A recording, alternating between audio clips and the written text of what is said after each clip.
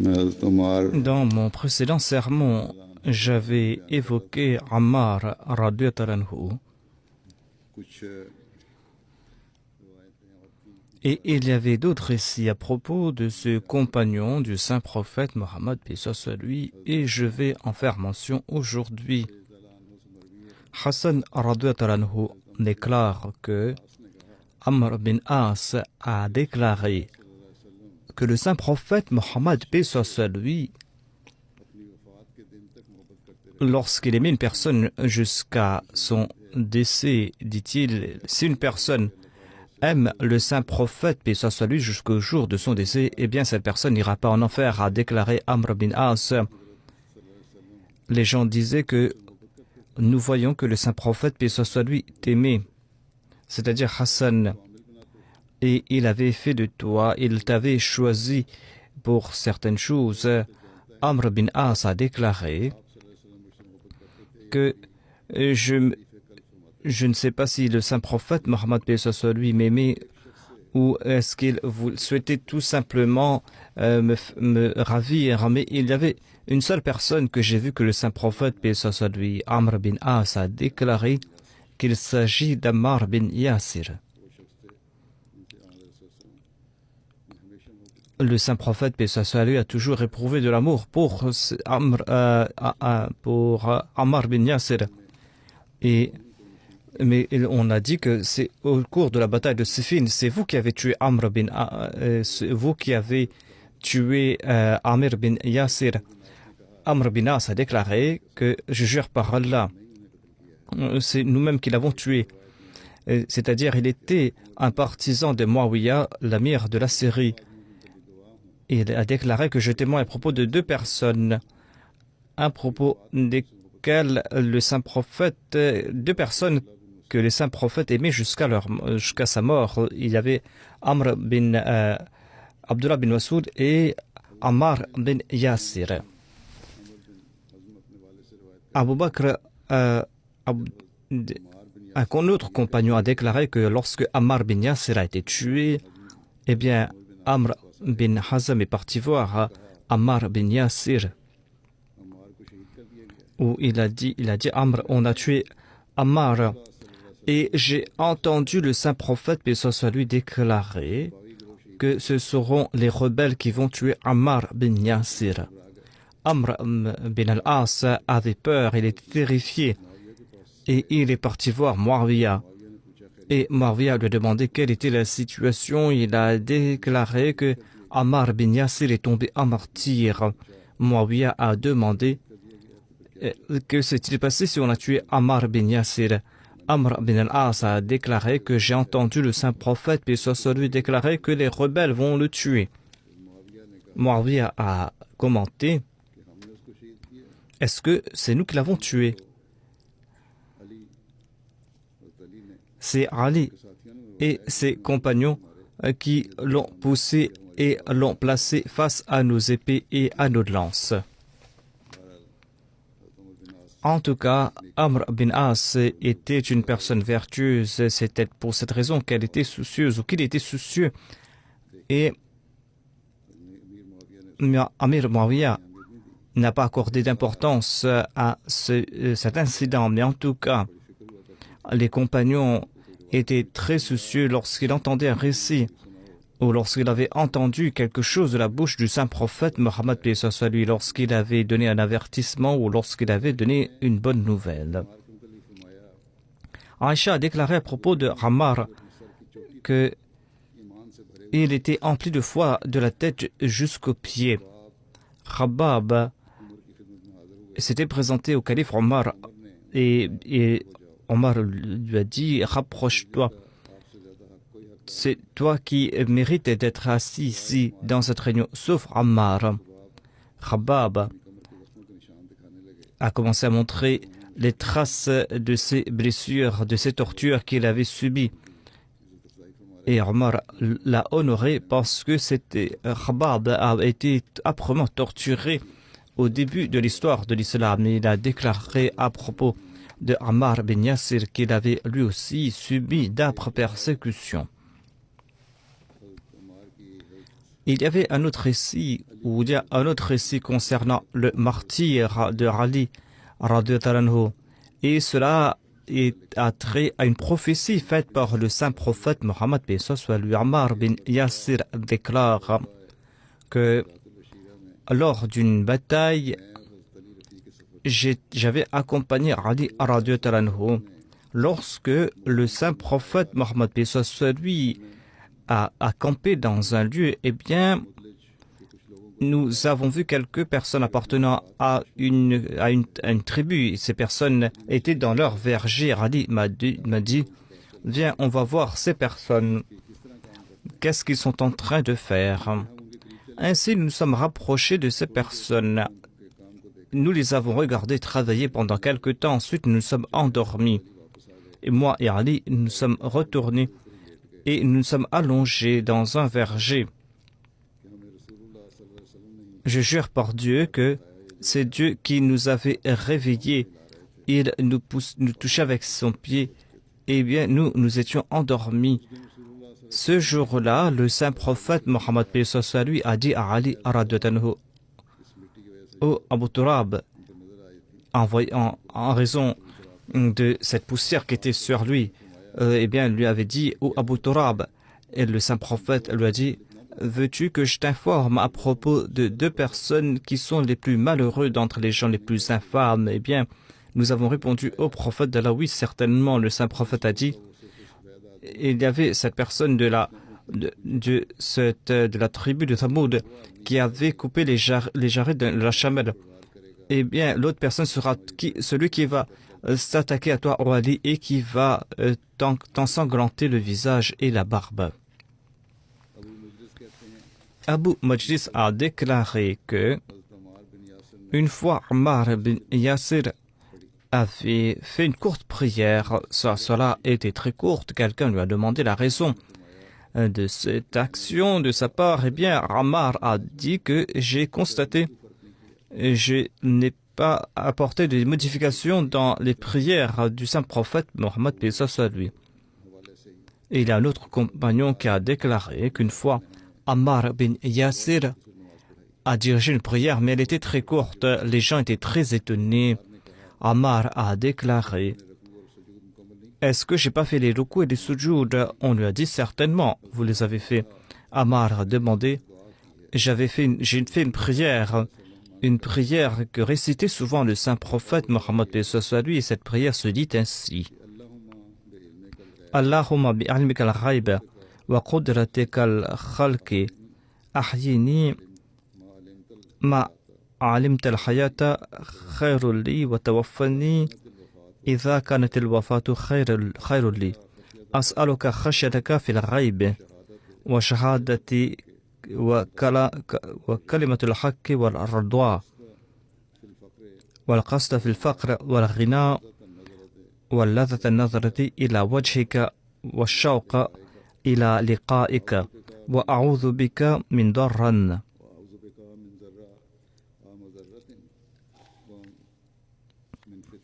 ومن فتنة مضلة اللهم زين لنا بزينة الإيمان واجعلنا هداة مهديين. C'est-à-dire, oh Allah, toi tu connais l'invisible et tu as puissance sur toutes choses. Maintiens-moi en vie tant que, selon toi, ma vie est meilleure pour moi, et donne-moi la mort lorsque la mort sera meilleure pour moi. Oh Allah, je t'implore, j'implore ton humilité et je demande la force d'avoir ton plaisir et je te demande que je marche sur la voie du milieu lorsque je suis en difficulté ou pas. Et que je souhaite voir ton visage, je désire te rencontrer et je demande ta protection contre tout trouble et tout écart de conduite. Oh Allah, accorde-moi la vie, embellis-moi par la foi et fasse que je sois un guide pour ceux qui sont guidés. Selon un autre récit, Ammar bin Yasir, tous les vendredis, récitait la sourate Yasin lorsqu'il se mettait sur la chair. Haris bin Suhayd relate qu'une personne était partie voir le calife Omar et lui a médit à propos de Ammar bin Yasir. Eh bien, Ammar a entendu ces médisances et il a dit que si cette personne a menti à mon propos, eh bien, Allah accorde-lui beaucoup de richesses ici-bas et dans l'au-delà ne lui accorde rien. Abu Nawfal relate que Ammar bin Yasir était celui qui parlait le moins. Il a déclaré que je demande la protection d'Allah contre l'égarement, contre la fitna.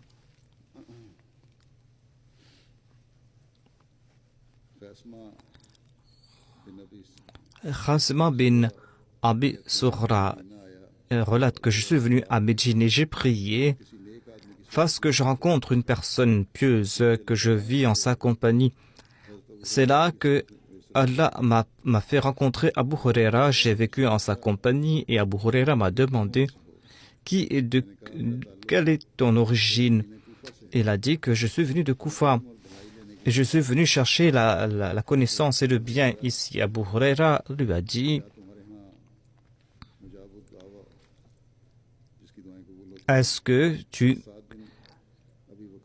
Sa'd bin Abi Waqqas, celui dont les prières sont exaucées, est-ce qu'il n'y avait pas Abdullah bin Masoud, celui qui portait l'eau du saint prophète? Est-ce que Huzaifa bin Yaman, celui qui était le confident du saint prophète, et Ammar bin Yasir, à propos de qui le saint prophète a déclaré que Allah lui a accordé la protection contre Satan et celui qui possède la connaissance du Saint-Coran et de l'évangile Salman.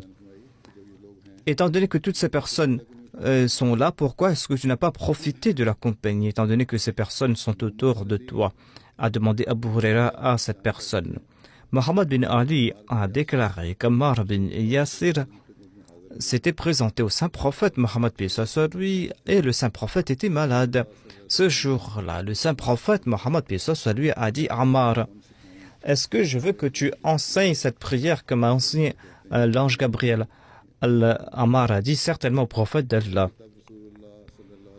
C'est là que le Saint-Prophète Mohammed lui a enseigné cette prière: Bismillahi arqika Allahu yashfika min kulli ra'in yudhiqa, c'est-à-dire je débute avec le nom d'Allah et je prie et qu'Allah t'accorde la protection contre toutes ces maladies qui te font souffrir. Anas radhiyallahu anhu relate que le saint prophète Mohammed lui a déclaré que le paradis est promis à Ali, Ammar, Salman et Bilal.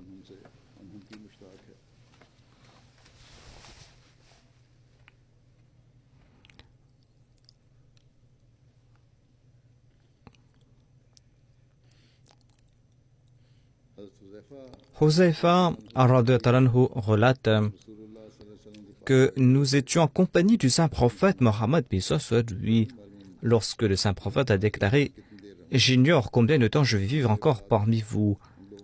Après moi, vous devez suivre ces personnes, Abu Bakr et Omar, et vous devez adopter la voie d'Ammar. Et vous devez toujours dire, vous devez témoigner de ce que dit Abu Mas'ud.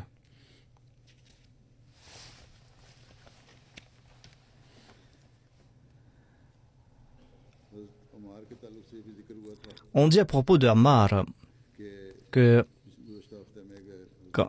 comme je l'avais cité dans ce hadith, la dernière fois que Ammar a été trompé par certaines personnes lorsque le calife Othman l'avait envoyé mener une enquête sur le gouverneur de l'Égypte. Il était parti rencontrer les rebelles et les rebelles ont trompé Ammar. Le deuxième calife, radhiyallahu anhu, a déclaré à propos de cet incident que lorsqu'il y a eu cette insurrection contre le califat et contre le calife Othman, eh bien cette insurrection, cette rébellion avait pour cause le manque d'éducation morale et spirituelle des rebelles. il ne venait pas au centre, il n'avait pas une grande connaissance du Saint-Coran, de la religion. C'est pour cette raison que le calife a encouragé les membres de la Jamaat que si vous souhaitez, et vous devez tirer le son de ces incidents, c'est-à-dire apprendre ce qu'est le Saint-Coran. Vous devez être toujours en contact avec le centre et vous devez accroître votre connaissance religieuse afin que vous soyez toujours à l'abri de ces troubles ou de ces insurrections ou de ces rébellions qui peuvent prendre naissance au sein de la Jamaat. Ainsi, nous devons toujours nous souvenir de ces points. Toute personne ne peut venir au centre et on ne peut pas établir cette relation personnelle avec le calife, mais en tout cas, on peut apprendre ce qu'est la religion, on peut accroître sa connaissance du Saint-Coran. Cela est facile pour tout le monde, cela est à la disposition de tout le monde et aujourd'hui, à travers la MTA, Allah nous a accordé ce grand moyen, ce moyen que nous devons utiliser. Ainsi donc, nous devons profiter de ces moyens qu'Allah a mis à notre disposition. Si l'on les désire, on pourra accroître sa connaissance religieuse, écouter les dars du Saint-Coran, les dars des hadiths, des ouvrages du Messie premier alayhi salam, les sermons. Avec tous ces moyens, on peut établir cette relation avec le calife. Il a les discours du calife et la jalsa. Ainsi donc, c'est ainsi que nous pourrons, par ces moyens, accroître notre connaissance. Ce sera un très grand moyen pour notre tarbiya, la tarbiya de nos enfants, et c'est ainsi que nous pourrons éviter nombre de troubles, nous pourrons éviter nombre d'écarts et nous pourrons accroître notre connaissance religieuse. Les membres de la Jamaat doivent être vigilants à cet égard. Dieu nous a accordé ce moyen que la MTA et nous devons regarder la MTA. Abu Lubaba était un autre compagnon du saint prophète Mohammed lui, Abu Lubaba bin Abdul Munzir. Abu Lubaba, eh bien, on a des différends à propos de son nom. Certains disent qu'il s'appelait Bashir. Ibn Ishaq dit qu'il s'appelait Rafa'.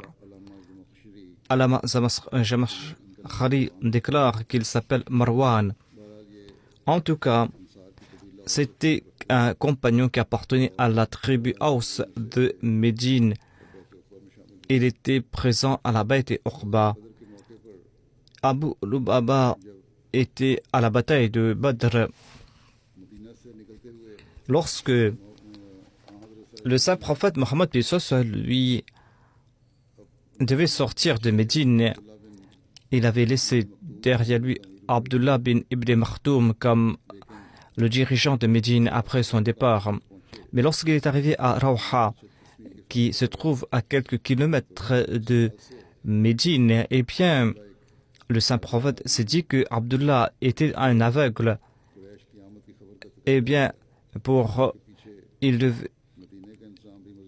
il faut qu'il ait une bonne défense à Médine. Eh bien, le saint prophète a envoyé Abu Lubaba bin al-Munzir en tant qu'amir de Médine.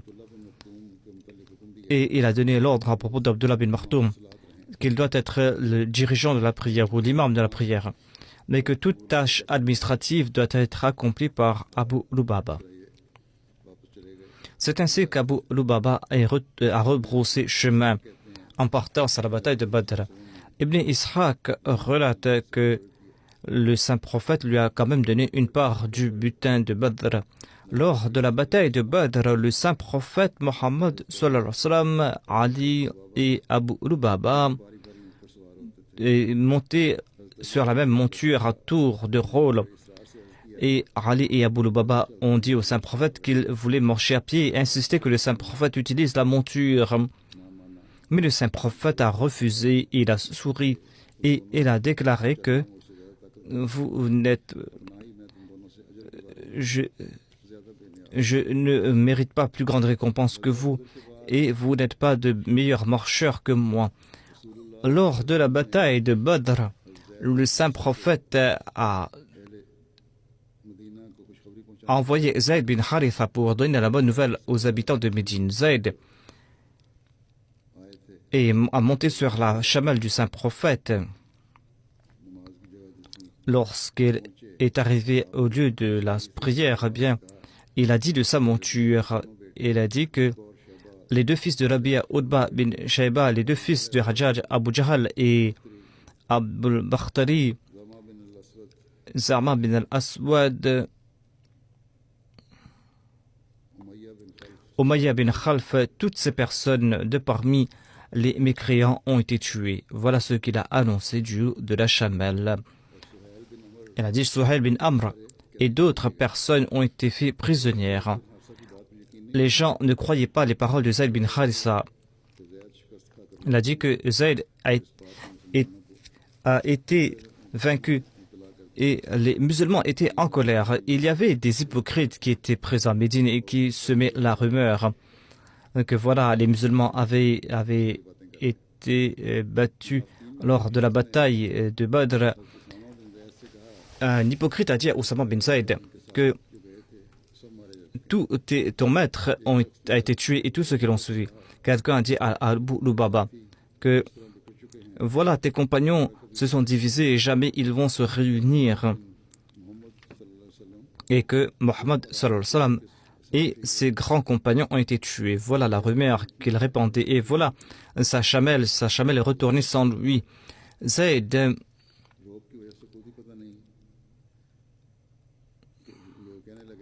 et cet hypocrite a dit que Zayd ne dit même pas ce que Zayd a retourné vaincu Abu Lubaba qui était à Médine. A dit que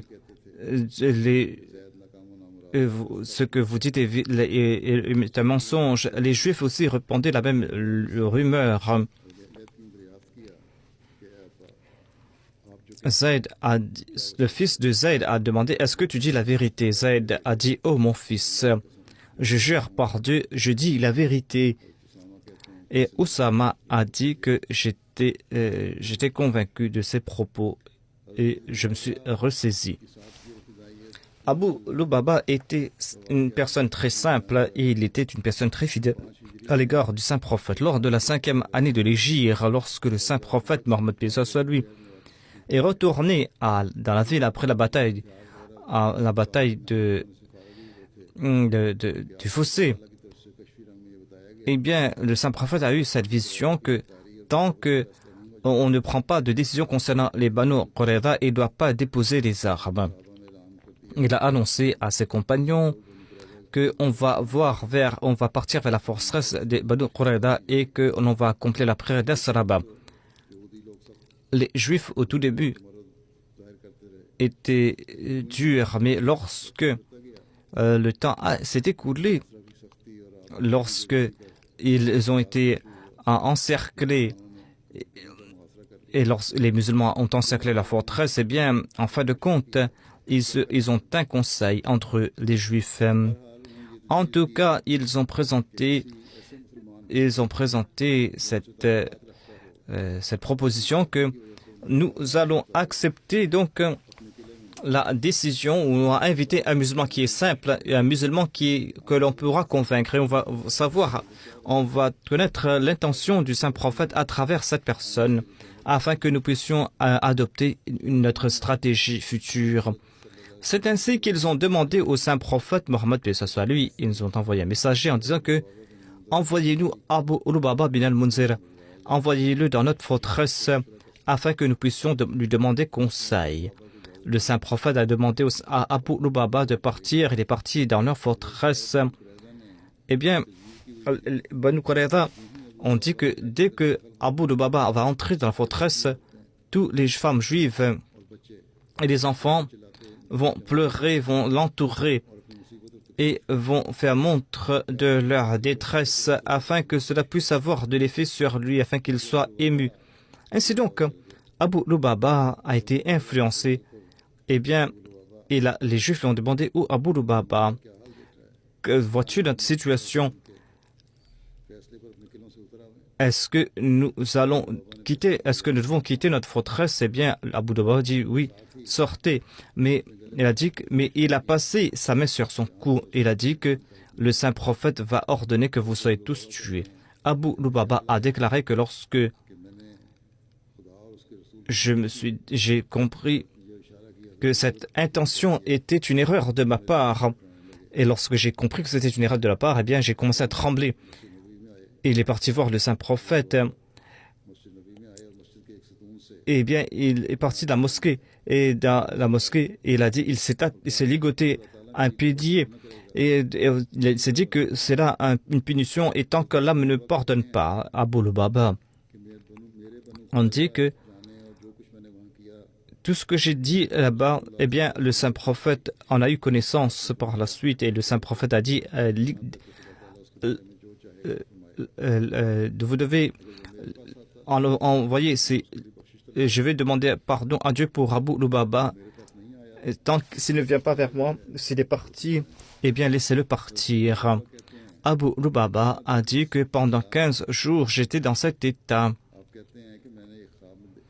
Et il a dit dans un rêve, je me suis souvenu d'un rêve. Dans un rêve, j'ai vu que nous avons encerclé les Banu Qurayza, nous les avons assiégés.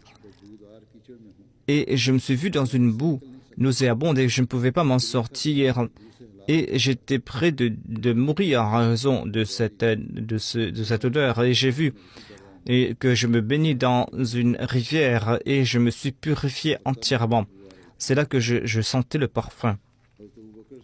Abu Bakr, il est parti voir Abu Bakr pour demander l'interprétation de ce rêve. Et Abu Bakr lui a donné cette interprétation que tu vas faire face à une situation qui va t'attrister. Ensuite, tu seras libéré de cette condition. Abu Lubaba déclare que je me suis ligoté et je me suis souvenu des paroles d'Abu Bakr et j'avais l'espoir que mon repentir sera agréé. Salma relate que Abu Lubaba s'est repenti et cette révélation fut donnée au saint prophète, à savoir que Abu Lubaba a été pardonné. Il a dit que j'ai vu le saint prophète qui était en train de rire. L'épouse du saint prophète a dit qu'elle fasse que vous soyez toujours souriant. Pourquoi êtes-vous en train de rire? Le saint prophète a déclaré que le repentir d'Abu Lubaba a été agréé par Dieu. L'épouse du saint prophète a dit au prophète d'Allah, est-ce que je vais l'informer? Elle a dit, tu peux le faire si tu le désires. Salma, l'épouse du saint prophète, a dit que je me suis mis tout près de la porte. C'était avant. Et j'ai dit, oh Abu Lubaba, sois content. Allah t'a accordé sa grâce. Ton repentir a été agréé par Dieu. Les gens ont couru dans sa direction et ils lui ont envoyé ses ligots. Eh bien, il a dit que c'est le saint prophète qui doit enlever, qui doit me détacher. Le saint prophète est parti pour la prière de Fajr et de ses mains, il a enlevé les cordes avec lesquelles Abu Lubaba était attaché.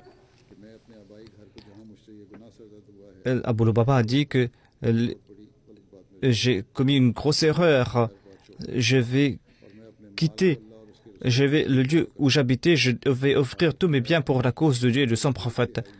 Le saint prophète a dit, tu dois donner un tiers comme aumône, c'est tout.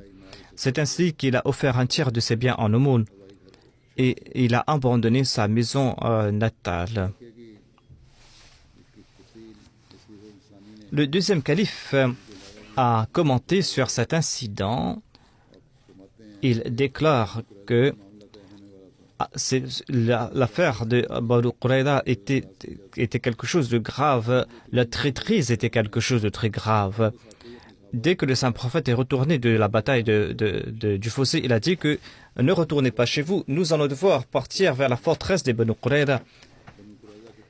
Il a envoyé Ali dans leur direction pour leur demander pourquoi est-ce qu'ils ont enfreint cet engagement pourquoi est-ce qu'ils n'ont pas respecté leur engagement.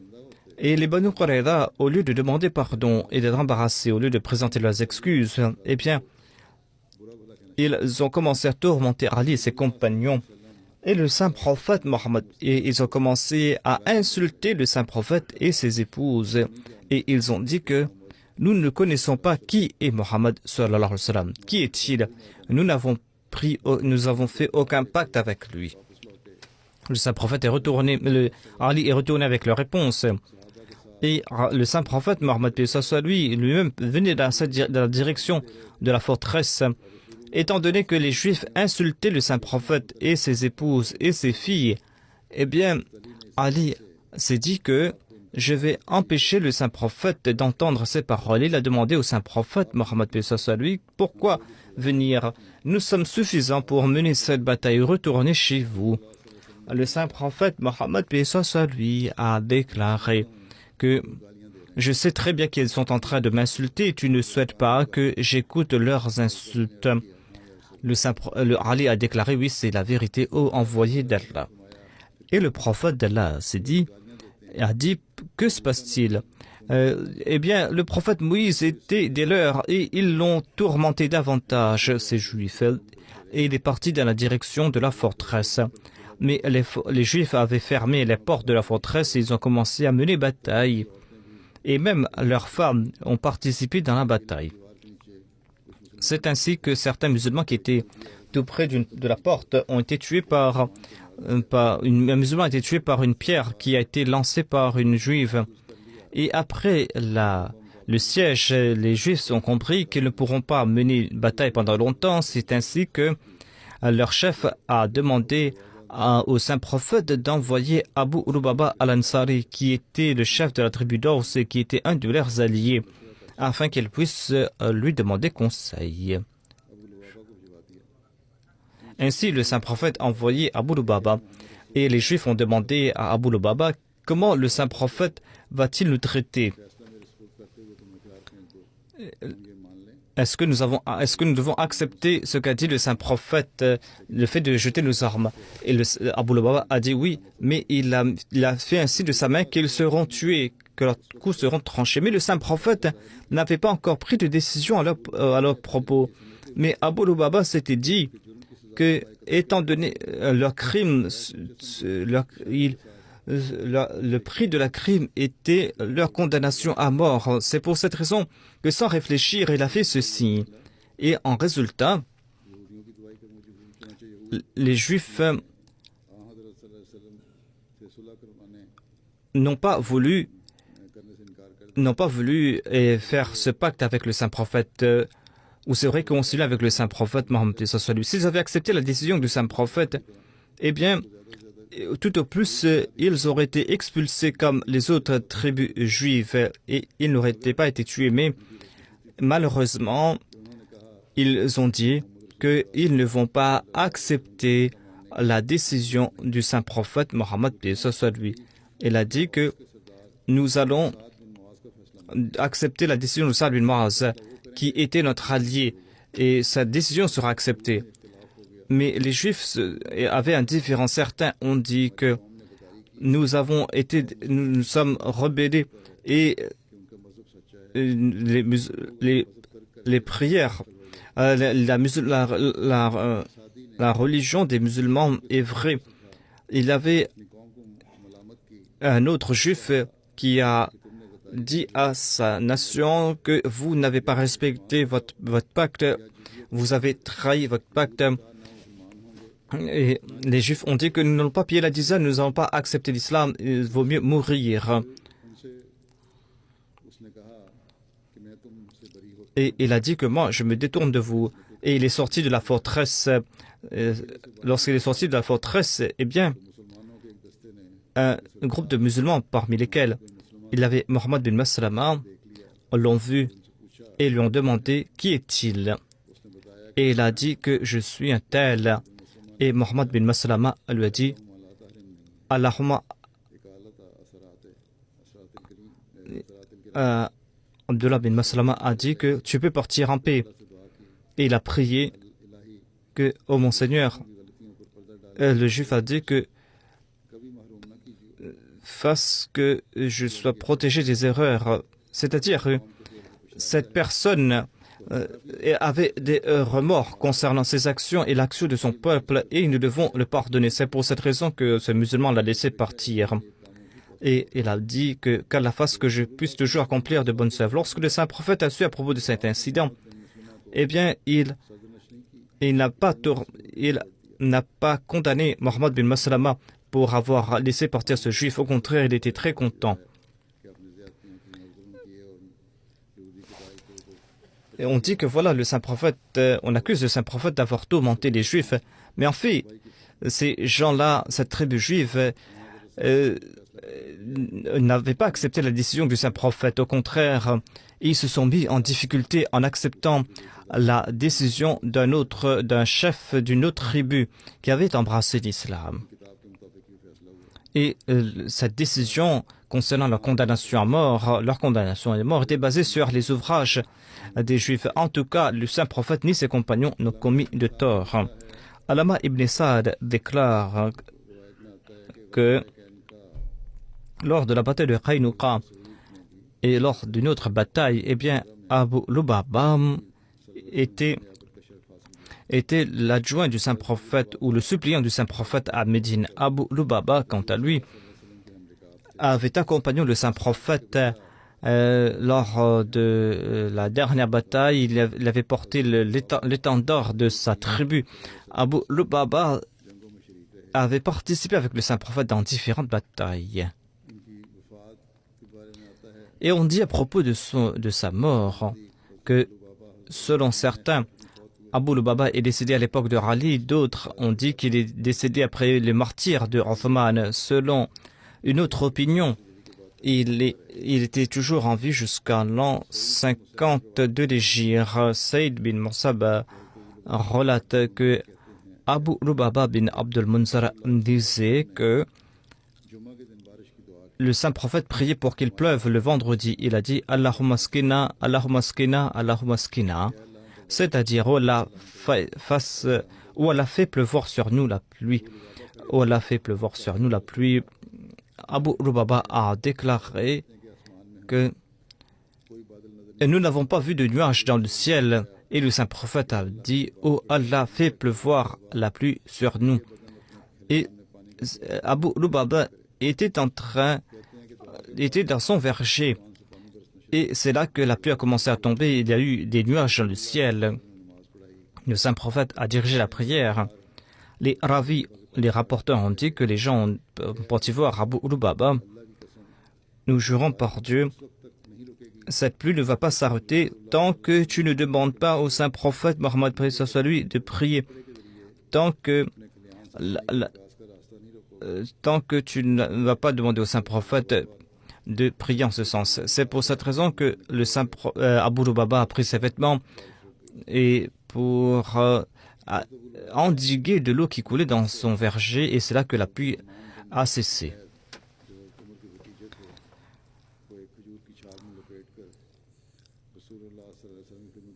Il y avait un compagnon qui s'est présenté au saint prophète Mohammed soit lui. Le saint prophète a demandé à Abu Lubaba quand tu entres ta main. Abu Lubaba a dit au prophète d'Allah, voilà mon neveu, voilà mon petit-fils, il est très malade. Et le saint prophète a pris ce bébé et a passé sa main sur sa tête et il a prié. Et grâce à cette prière, lorsque Abdurrahman bin Zayd se tenait debout, lorsqu'il a grandi, ce petit enfant, eh bien, il était le plus grand. Omar l'a marié avec sa fille Fatima, qui était née de Kulthum. Et Anas bin Malik relate que parmi les compagnons du saint prophète, paix soit lui, il y avait deux maisons qui étaient les plus éloignées. La maison d'Abu Lubaba bin Abdul Munzir, sa maison se trouvait à Quba. Et la deuxième maison était Abu Abbas, qui était très loin éloigné. Il venait prier la prière d'Asr en compagnie du saint prophète Mohammed, paix soit lui. Voilà donc ces compagnons, les récits de ces compagnons, qu'Allah exalte leur statut. Après la prière de Juma, je vais diriger la prière funéraire, deux prières funéraires, la prière funéraire en absence de Qazi Shaban Ahmad Khan, qui est tombé à martyr de Lahore. Qazi Shaban Ahmad était le fils de Qazi Suleiman Ahmad.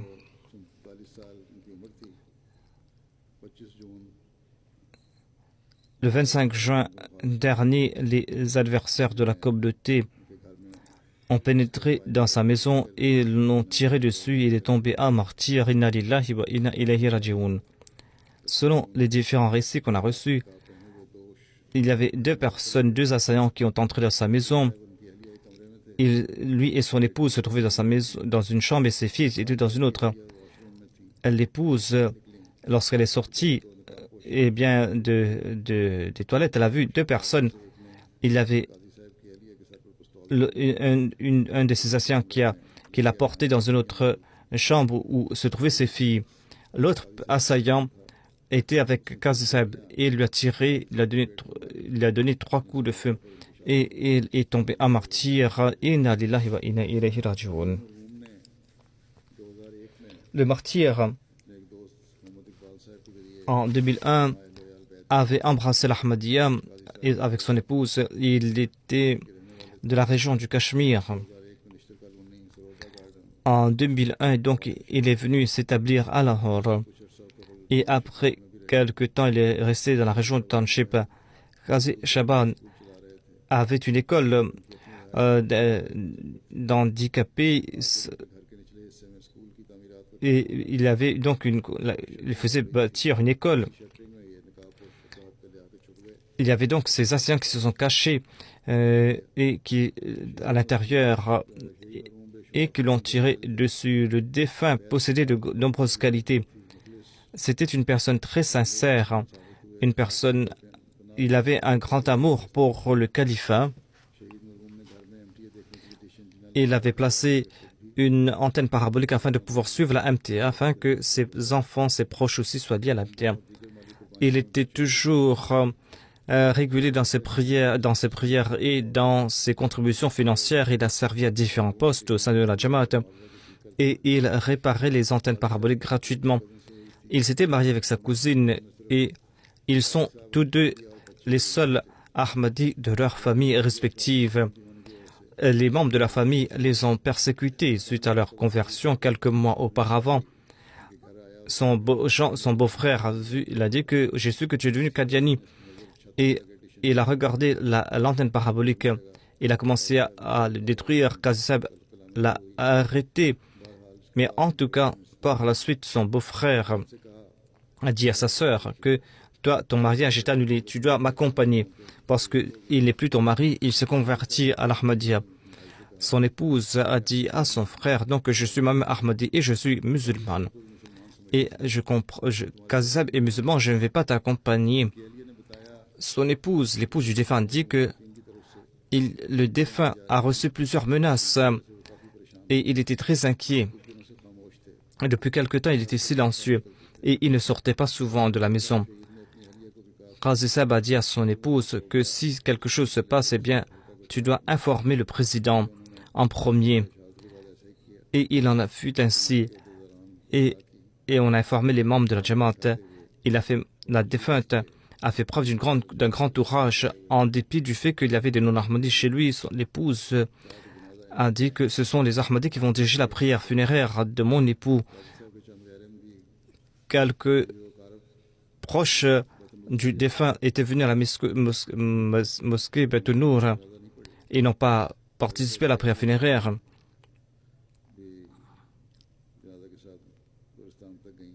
Ils ont accompagné la dépouille du défunt au cimetière. Le défunt laisse derrière lui son épouse, Shahnaz Shehban Sahiba, qui a 40 ans, et 3 filles, Qiran, 19 ans, Sidra, qui a 18 ans, et Malaika, qui a 11 ans. Ces 3 filles sont handicapées, qu'Allah soit le protecteur de ces personnes et qu'Allah enlève leurs soucis et qu'Allah exalte le statut du martyr. La deuxième prière funéraire est celle de Amtul Hay Begum Sahiba. Elle est décédée le 23 juin et elle avait plus de 100 ans. Inna lillahi wa inna ilayhi raji'un. Son père, Sayyid Mohammed Ghaus, avait deux qualités. Il n'était pas un compagnon du saint prophète, mais le deuxième calife lui avait donné la permission d'être entré dans la partie réservée aux compagnons du saint prophète. Dans le livre, dans un ouvrage, eh bien, à propos des compagnons du Messie premier l'Islam, eh bien, on a dit que on avait posé sa dépouille là où avait été déposée la dépouille du Messie premier l'Islam. Cheikh Yaqub Irfani avait témoigné à ce propos. La défunte s'était mariée à l'époque quand son père était vivant. Mais c'était le deuxième calife qui était son wali. Elle a dit: j'annonce le nikah de Amtul Hay avec Mohammed Yunus. La sincérité est la base de ce mariage. Je lui ai dit de chercher un époux à Hyderabad, mais il souhaitait que sa fille se marie au Punjab et à Qadian, afin qu'il vienne souvent à Qadian. Mohammed Yunus est de Karnar, mais en tout cas, il est très proche de la région de Hyderabad. La famille de Sayyid Sahib est une famille très sincère et leurs femmes sont en contact avec mes femmes et leurs filles avec mes filles et ses fils sont en contact avec mes fils. C'est comme si nous appartenions à une seule famille. Il n'y a pas de formalité entre nous. Et quand il y a un mariage dans nos familles, eh bien c'est comme si quelqu'un se marie dans une famille. La dot de Amtul Hay est de 1000 roupies.